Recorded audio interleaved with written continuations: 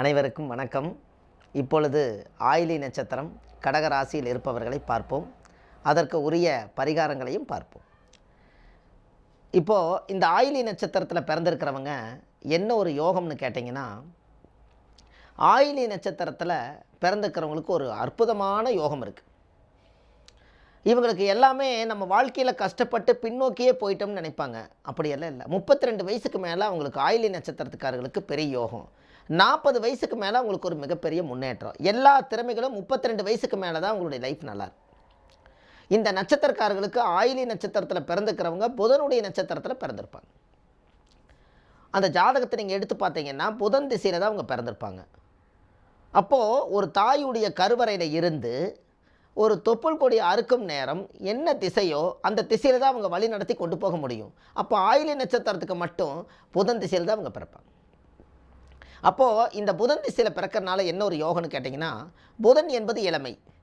இவங்க பாருங்கள் எப்பவுமே இளமையாகவே இருப்பாங்க. அவங்களுடைய இளமை பார்த்திங்கன்னா நீட்டாக ட்ரெஸ் பண்ணுறது, உடம்பை நல்லா பரிசுத்தமாக வச்சுக்கிறது, நல்ல பொருளை யூஸ் பண்ணுறது, அப்போ எப்போவுமே இளமையாக இருக்கிறதுக்கு உண்டான வேலைகள் எல்லாமே அந்த ஆயிலி நட்சத்திரக்காரர் ரொம்ப கவனமாக செய்வாங்க. ஏன்னா புதன் என்பது ஆராய்ச்சி. ஒவ்வொரு விஷயங்களும் தேடி தேடி பண்ணுவாங்க. யாரை பிடிச்சா என்ன காரியம் நடக்கும், என்னென்ன விஷயங்கள் நடக்கும் அப்படிங்கிற ஒரு விஷயத்தை அவங்க என்ன பண்ணுவாங்கன்னா, இந்த மாதிரி தேடி தேடி தேடி தேடி ஒரு நல்ல ஒரு அற்புதமான விஷயத்தை தேடுவாங்க.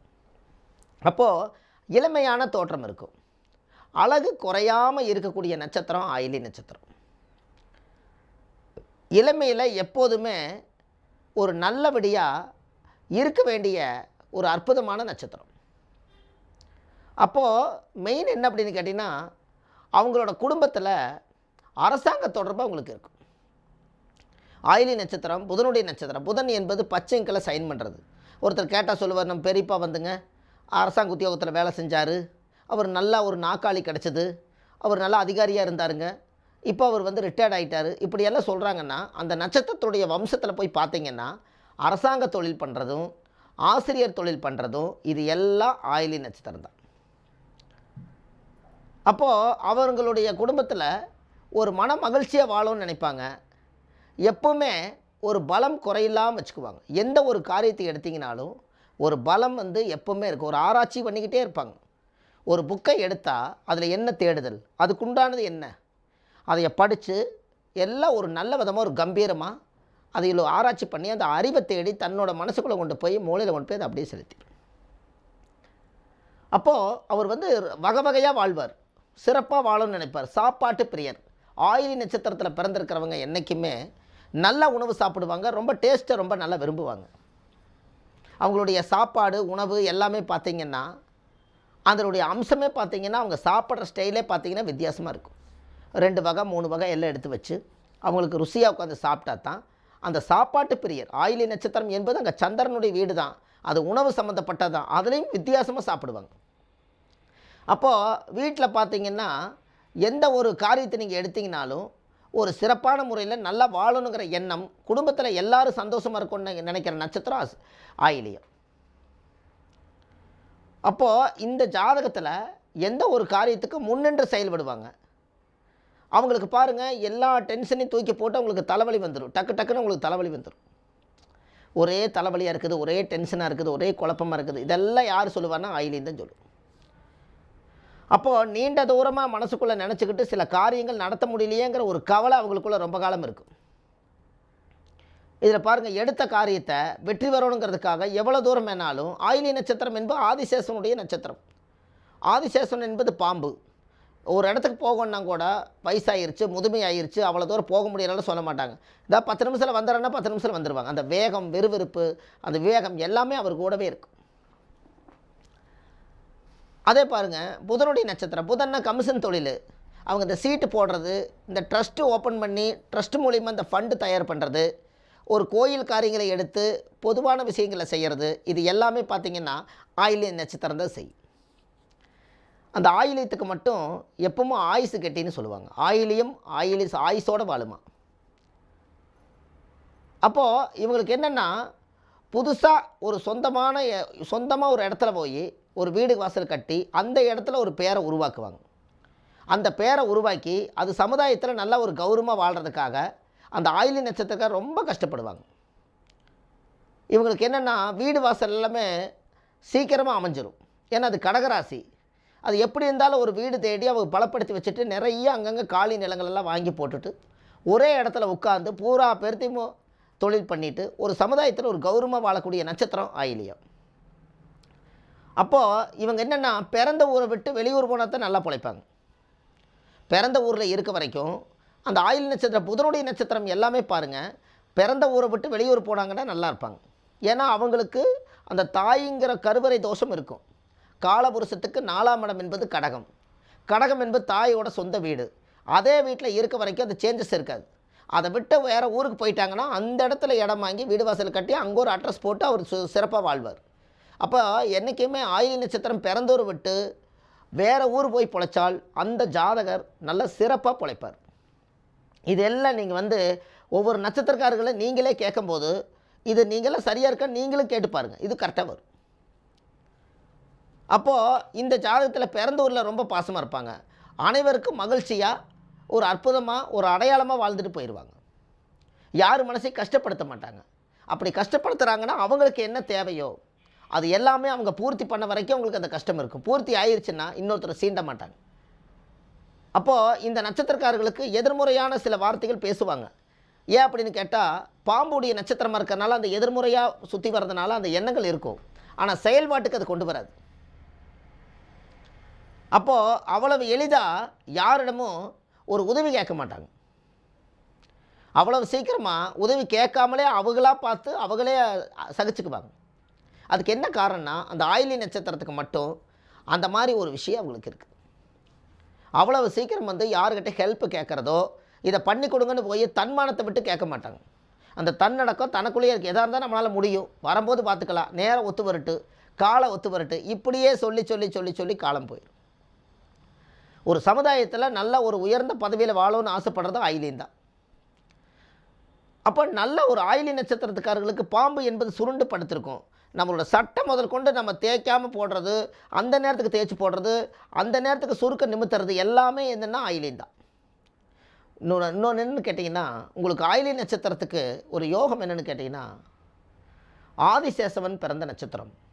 இந்த ஆதிசேஷனுடைய அமைப்பு என்ன அப்படின்னு கேட்டிங்கன்னா இன்னொருத்தரை தாங்கி மேலே வளர்த்தி விடுறதுக்காக பல ஐடியாக்களை அவங்க கொடுப்பாங்க. அந்த ஆயிலி நட்சத்திரத்துக்கு என்ன ஒரு யோகம்னு கேட்டால் அவங்களோட கண்ணில் ஒரு வின் பவர் இருக்குது. அவங்க கண்ணில் ஒரு பயங்கரமான ஒரு பவர் இருக்குது. அந்த பவர் யாராலையும் கண்டுபிடிக்க முடியாது. அவ்வளோ பெரிய சக்தி ஆயிலி நட்சத்திரத்துக்கு இருக்குது. எந்த இடத்துல இருந்தாலும் அவங்க பார்த்தாங்கன்னா அவங்க எதுக்கு யோசிக்கிறாங்கங்கிறத யூகிப்பை இவங்க முதலே கற்பனை பண்ணி கரெக்டாக வச்சுருப்பாங்க. கரெக்டாக இருக்குது. அப்போது உங்களோட நல்லா ஒரு வாழ்க்கையில் எதையும் செய்து முடிக்கலான்னு சொல்லி போட்டு அந்த எண்ணங்கள் இருக்கிறதும் இந்த நட்சத்திரம் தான். அப்போது இந்த நூல்கள் இப்போ ஆயிலி நட்சத்திரக்காரங்கிறது என்ன அப்படின்னா புதனுடைய வீடுன்னு சொல்லிட்டோம். புதன் என்பது என்ன அப்படின்னு கேட்டிங்கன்னா ஆராய்ச்சி. அவங்க வீட்டில் போய் பாருங்கள், புக்கு நோட்டு பழைய புராணங்கள் அந்த மாதிரி மகாபாரத ராமாயணம் ஆன்மீக ஜோதிட புக்கு இந்த மாதிரி பழைய நூல்களெல்லாம் இவர் ஜோசியராட்டம் இவர் அடிக்க வச்சுருப்பார்.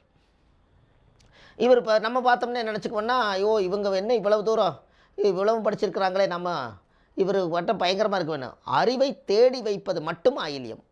அதை வெளிப்படுத்தாது. அது வெளிப்படுத்தாமல் தனக்குள்ள இருக்கிற திறமை ஆயில்யம் என்பது பாம்பு. அது எல்லாம் கற்றுக்கிட்டு போய் வங்களை தான் படுத்திருக்கு. ஆனால் அது வெளியே வராது. ஆனால் ராகு என்பது பிரம்மாண்டமாக வெளியே கொண்டு வரலாம். ஆனால் இதுக்கு அறை எங்கேன்னு கேட்டால் அத்தனை திறமை இருந்தும் அது போய் ஒரு அடைக்கலமாகி அடைஞ்சுவிடும். அதனால் அவங்களுடைய திறமை அப்படியே இதாயிரும். அப்போது இந்த நூல்களெல்லாம் ஆராய்ச்சி பண்ணுறது இது எல்லாமே அவங்களோட விஷயந்தான். இவங்களுடைய முகம் பார்த்திங்கன்னா தெய்வீகமான ஒரு வட்ட முகமாக இருக்கும். அதுவும் சந்திரனோட வீடா, கடகராசியா. அப்போ கடகம் என்பது சந்திரன், சந்திரன் என்பது நிலா. அந்த பிரகாசமாக அவர் இருப்பார். அப்போது இவங்களோட வம்சத்தில் யாராவது பார்த்திங்கன்னா 2 திருமணம் இல்லாட்டி 2ஆம் திருமணம் இது 2ல் ஏதாவது ஒன்று பண்ணியிருப்பாங்க. இவங்க வம்சத்தில் இந்த விஷயங்கள் நடக்கும். ஏன்னா புதன் என்பது இரட்டைப்படை. அப்போ அந்த புதன் என்பது இரட்டைப்படையாக இருக்கிறனால இரட்டைத்தன்மை இருக்கிறனால வாழ்க்கையும் 2ஆக மாறிவிடும். அந்த நட்சத்திரத்துடைய குணங்களே அதை அப்படியே செய்யும். அவங்களோட வம்சத்தில் 2 திருமணம் உள்ளவங்க இருப்பாங்க.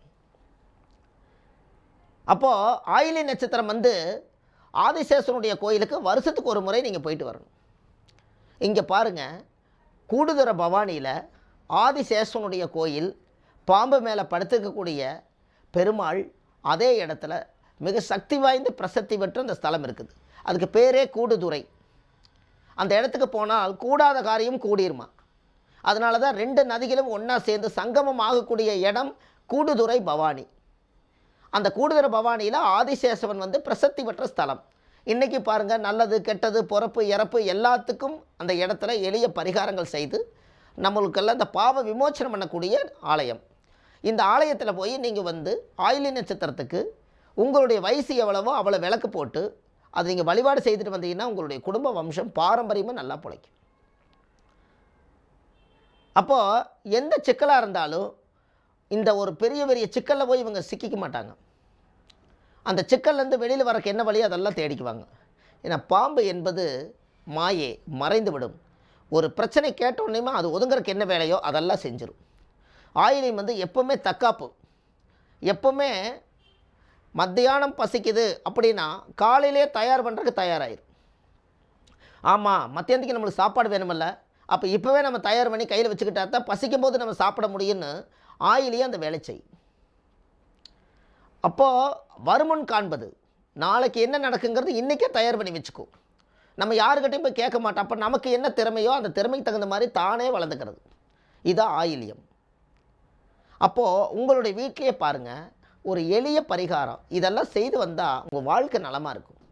புன்னை மரத்துக்கு மஞ்சள் நீர் ஊற்றி சாமி கும்பிடுங்க. புன்னை மரம், அந்த காலத்தில் புன்னை மரம்ங்கிறது ஒரு மிகப்பெரிய ஒரு சக்தி வாய்ந்த மரம்.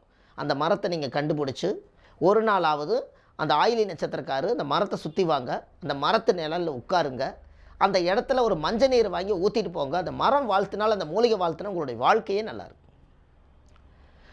அப்போ புதன் என்பது பச்சை நிறம். அப்போ பச்சையம்மன்கிற ஒரு ஆலயத்தில் இருக்கக்கூடியது எல்லாமே புதனோட ஆதிக்கம்தான். மதுரை மீனாட்சி அம்மனுடைய கிளி பச்சையாக இருக்குது, அவங்களுடைய சேலை கரும் பச்சையாக இருக்குது. அப்போ என்ன அப்படின்னா புதனோட ஆதிக்கம் நல்லா இருக்கணும்னா ஒரு நாளைக்கு மதுரை மீனாட்சி அம்மனுடைய ஆலயத்தில் போய் மதுரை மீனாட்சி அம்மனை வழிபாடு பண்ணிவிட்டு அந்த சாமியை வந்து சொக்கநாதரை மீனாட்சியும் பார்த்துட்டு வந்தால் உங்களுடைய மன வாழ்க்கை சிறப்பாக இருக்கும். அப்போ பச்சையம்மன் தெய்வத்தை நீங்கள் கும்பிட்டு வாங்க. அப்போது இந்த புதனோட ஆதிக்கமே என்னென்னா ஒரு ஆராய்ச்சி தான். படிப்பு, கல்விக்காக பேனா, பென்சிலு, புக்கு, நோட்டு எல்லாம் வாங்கி ஒரு மாணவ மாணவிக்கு ஏதாவது ஒரு தானம் செய்து அவங்கள ஏதாவது ஒரு படிப்பு செலவுக்கு நீங்கள் ஏற்றுக்குங்க. இந்த நட்சத்திரக்காரங்க இன்னொரு குழந்தை படிக்க வச்சாங்கன்னா அவங்களுக்கு புதனோட தோஷம் என்ன இருந்தாலும் நிவர்த்தி ஆயிடும். அப்போது பப்பாளி மரத்தை கொண்டு போய் மஞ்சள் நீர் ஊற்றுங்க. புன்னை மரம் கிடைக்கலினால் பப்பாளி மரத்தை கொண்டு போய் நீங்கள் பால் ஊற்றலாம். திருப்பரங்குன்றத்தில் இருக்கக்கூடிய முருகனை ஒரு நாளைக்கு போதி சாமி கும்பிட்டு வாங்க. அது உங்களுக்கு பிரச்சனை ஆட்டோமேட்டிக்காக சரியாயிடும். வடலூரில் இருக்கக்கூடிய அருட்பெருஞ்சோதி தனிப்பெருங்கருணை அப்படின்னு எண்ணக்கூடிய ஒரு கடவுளை நீங்கள் போய் வடலூர் இருக்கக்கூடியவரை அணையா ஜோதி போய் நீங்கள் பார்த்துட்டு வாங்க. 9 முறை புத்துக்கண்ணை 9 முறை வளமுறை சுற்றி வந்து தேங்காவல் உடைச்சி சாமி கும்பிட்டு வாங்க. காமாட்சி அம்மனை ஒரு முறை போய் சாமி பார்த்துட்டு அந்த தீர்த்தத்தை கொண்டு வந்து உங்கள் வீட்டில் போடுங்க. அப்போது இந்த மாதிரி எல்லாம் உங்களோட குடும்ப வாழ்க்கையில் இதை செய்யணும். வீட்டில் புதனுடைய நட்சத்திரத்தில் இருக்கிறனால நீங்கள் வெத்தலை செடியை வீட்டில் வளர்த்துங்க. இந்த வெத்தலை செடியை நீங்கள் வீட்டில் வளர்த்தி அந்த வெத்தலை கொண்டு போய் உங்களோட குலதெய்வம் கோயிலில் போய் முதல்ல சமர்ப்பணம் பண்ணிட்டு வாங்க. உங்களோட பிரச்சனை பூரா சால்வ் ஆயிடும். ஏன்னா புதனோட நிறம் பச்சை. அப்போ அதே மாதிரி நம்மளால் ஏதாவது புதனுடைய நட்சத்திரத்தில் பிறந்தாங்கன்னா திருநங்கைகளுக்கு வந்து பச்சை புடவையும் 17 காசும் அவங்களுக்கு விலையில் பாசி இது எல்லாத்தையும் வச்சு புதன்கிழமை அன்னைக்கு புதனோட ஓரையில் அவங்கள வர சொல்லி ஒரு தட்டில் வச்சு ஒரு வருஷத்துக்கு ஒருக்கா இப்படி ஒரு தானம் ஒன்று பண்ணுங்கள். திருநங்கைகளுக்கு தானம் பண்ணுங்கள். அது எவ்வளவோ பெரிய ஒரு புண்ணியம். அதே போல் திருவெண்காட்டில் 17 விளக்கு ஏற்றி பச்சை புடவை வாங்கி புதன் பகவானுக்கு சாத்தி ஒரு வழிபாடு பண்ணிட்டு வாங்க. அது இதை விட ஒரு ரொம்ப சிறப்பாக இருக்கும். அப்போது இது எல்லாம் வந்து நீங்கள் இப்படி வரிசையாக நீங்கள் செய்யும் பொழுது வருஷத்தில் ஒரு நாள் இப்படி ஒரு உங்களுடைய நட்சத்திரத்துக்கு உங்களுக்கு தகுந்த மாதிரி கோயிலும், உங்களுக்கு தகுந்த மாதிரி உங்களோட வாழ்க்கைக்கு வாழ்வாதாரத்துக்கு உண்டான நட்சத்திரத்தினுடைய பரிகாரங்களும் இயற்கையாகவே இறைவன் அமைச்சு வச்சுருக்காரு. நாம் அதை தேடி போய் அதுக்கு உண்டான வேலையை நம்ம செய்துட்டு வரணும். அதை செய்துட்டு வந்தாச்சுன்னா அந்த வருஷத்தில் இருக்கக்கூடிய பிரச்சனைகள் அது நிவர்த்தி ஆகும். இது உங்களால் முடிஞ்சது, நீங்கள் எப்போ வேணாலும் நீங்கள் செய்யலாம். இதை செய்து வந்து பாருங்கள், உங்களுடைய மன வாழ்க்கை ரொம்ப சுபிட்சமாக இருக்கும். எதிர்கால வாழ்க்கை நலமாக வாழணும்னா இந்த நட்சத்திரக்காரர்களுக்கு இந்த யோகம் இருக்குது. அதே போல் கால புருஷத்துக்கு 4ஆம் இடம் என்பது தாய் வீடு. ஒரு நாளாவது தாயை கொண்டு வந்து வீட்டில் உட்கார வச்சு, அவங்கள கூட்டிகிட்டு வந்து உட்கார வச்சு அவங்களுக்கு பாத பூஜை பண்ணி அந்த தீர்த்தம் எடுத்து நீங்கள் உங்கள் தலையில் போட்டிங்கன்னால் உங்களுடைய பாவங்கள், தாய் சாபம், தாய் வம்சாவளி சாபம் எது இருந்தாலும் நிவர்த்தி ஆகும். ஏன்னா கால புருஷத்துக்கு 4ஆவது வீடு தாய். அப்போ தாயுடைய வீட்டில் நீங்கள் சந்திரன் பிறந்திருக்கிறனால சந்திரனை நீங்கள் பலப்படுத்தினா மட்டும்தான் உங்களுக்கு வீடே சொந்த வீடு அமைஞ்சு அந்த வீட்டுக்குள்ள ஒரு நிம்மதியும் இருக்கும். அப்போ இது எல்லாம் நீங்கள் செய்து வரும்போது தான் உங்களுடைய மன வாழ்க்கை ஒரு மிகப்பெரிய ஒரு அற்புதமான ஒரு சிறப்பு இருக்குது. அதனால் நீங்கள் இந்த பரிகாரத்தை ஒரு எளிய முறையில் நீங்கள் நல்லபடியாக செய்துட்டு வாங்க. இந்த குணங்களை எல்லாம் நீங்கள் தெரிஞ்சுக்குங்க. இந்த குணத்துக்கு தகுந்த மாதிரி இதனுடைய அறிஞ்சு தெரிஞ்சு உங்களுடைய மன வாழ்க்கையில் ஒரு சிறப்பான முறையில் நீங்கள் வாழணும்னு சொல்லி இந்த ஆயிலை நட்சத்திரத்துக்கு இந்த எளிய பரிகாரத்தை செய்து நீங்கள் பல்லாண்டு பல்லாண்டு பல்லாண்டு வாழணும் என்று சொல்லி நான் இந்த பரிகாரத்தை எளிமையாக உங்களுக்கு கொடுத்துருக்கிறேன். இதை நலமாக நீங்கள் செய்து வாருங்கள். நன்றி, வணக்கம், வாழ்க வளமுடன்.